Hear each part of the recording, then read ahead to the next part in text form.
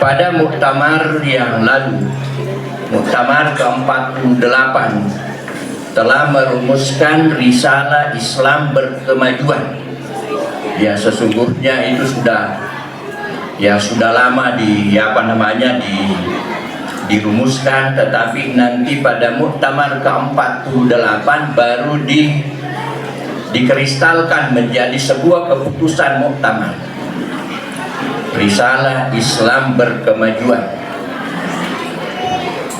yang pokok-pokoknya ada 5. Ya, saya akan sampaikan supaya ini nanti menjadi salah satu hal yang diprogramkan oleh pimpinan daerah Muhammadiyah menjadi disosialisasikan,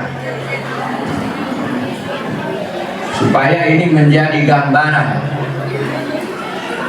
bahwa risalah Islam berkemajuan yang dibawa oleh Perserikatan Muhammadiyah, yang pertama intinya adalah akidah tauhid. Ya, jadi akidahnya adalah akidah tauhid. La ilaha illallah, harus membebaskan manusia dari kesyirikan. Makanya ya dakwanya Perserikatan Muhammadiyah kadang-kadang tajam berkaitan dengan asyirku billah. Ya, karena kalau ada orang yang masih pergi minta di pohon, minta di kuburan, minta di tempat lain, padahal sudah mengatakan iyyaka na'budu wa iyyaka nasta'in, hanya kepadamu kami menyembah dan hanya kepadamu kami bermohon. Tapi kenapa masih pergi bermohon di kuburan? Itu mensyarikatkan Allah. Ya, mensyarikatkan Allah. Yang kedua ialah menegaskan sumber ajarannya ialah Al-Quran dan As-Sunnah. Jadi sumber ajarannya adalah Al-Quran dan Sunnah Rasulullah Sallallahu Alaihi Wasallam. Ya. Kemudian yang ketiga, terbuka untuk diijtihadkan. Jadi Muhammadiyah masih terbuka untuk berijtihad. Jadi apa yang ditemukan di dalam Al-Quran bisa diijtihadkan. Ya kecuali bisa kita mengatakan kecuali akidah yang tegas, kemudian ibadah yang sudah tegas. Ya, kalau hanya berkaitan dengan tata cara, hanya berkaitan dengan metode, tetap berjalan diskusi. Ya, seperti hisab dan ru'yah tetap harus didiskusikan supaya ada pertemuan sehingga tidak terjadi perbedaan. Jadi terbuka untuk didiskusikan. Tidak boleh orang mengancam-ancam. Ya, kalau tidak setuju dengan pandangan itu, mari kita berdiskusi. Mari kita berdiskusi. Jangan diancam. Ya, jadi jangan diancam. Bapak Ibu sekalian yang sama berbahagia. Karena kalau mengenai perbedaan itu kan sudah lama terjadi perbedaan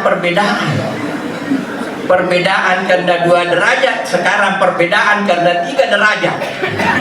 Menggunakan 3 derajat sehingga berbeda lagi. Idul Adha nanti juga rawan berbeda. Jadi tambah banyak perbedaan, tambah banyak terjadinya perbedaan karena naik menjadi 3 derajat. Yang biasanya kan 2 derajat. Dan penetapan 2 derajat itu saya hadiri diskusinya di Bogor pada tahun 2011. Masih Surya Dharma Ali Menteri Agama. Ya, ketika itu saya dekan Fakultas Syariah UIN Alauddin Makassar. Saya diundang, termasuk dari Indonesia Timur, saya yang diundang untuk ikut diskusi bagaimana penentuan kriteria awal bulan. Waktu itu 2011 disepakati 2 derajat di atas ufuk. Tapi tahun lalu Kementerian Agama menyatu dengan MABIS, Malaysia, Singapura, Brunei, Indonesia. Nah, ini menyatu menetapkan 3 derajat sebagai kriteria awal bulan. Nah, inilah yang menyebabkan, sehingga sekiranya tetap 2 derajat, yang lalu kita tidak berbeda. Yang lalu tidak berbeda. Mengapa? Karena posisi hilal itu ada pada posisi 2 derajat. Ya, tetapi karena naik jadi 3 derajat, maka berbedalah. Ada yang tidak sabar lalu memberi ancaman, tetapi ya itu tidak usah kita sampai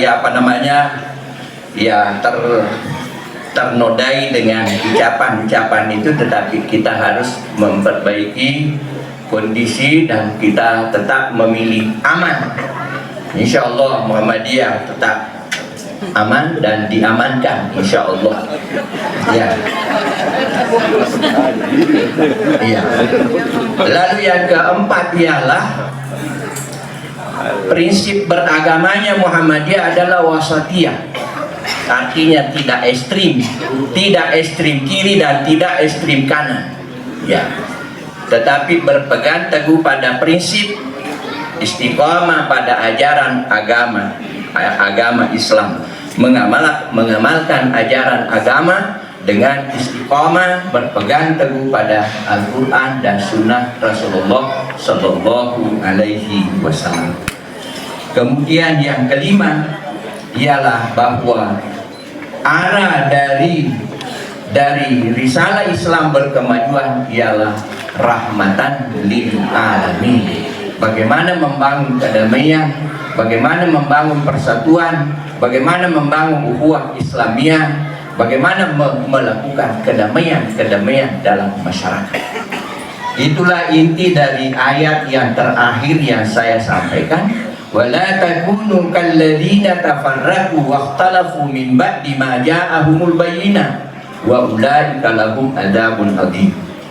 Jangan menyerupai orang yang pecah belah, jangan menyerupai orang yang konflik.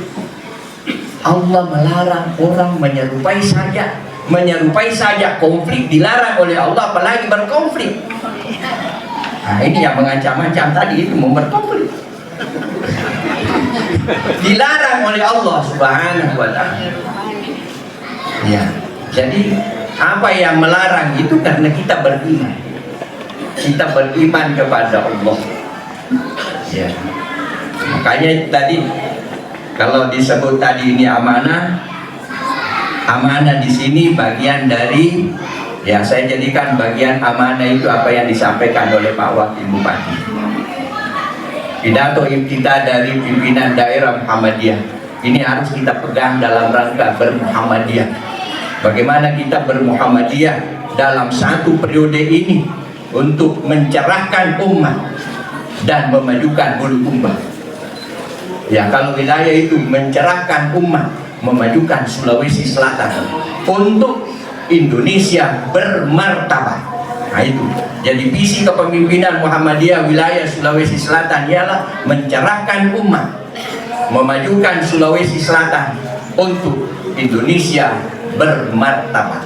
Nah itu visi kepemimpinan Perserikatan Muhammadiyah Sulawesi Selatan, dan ini menjadi prinsip kepemimpinan kita untuk satu periode 2022-2027.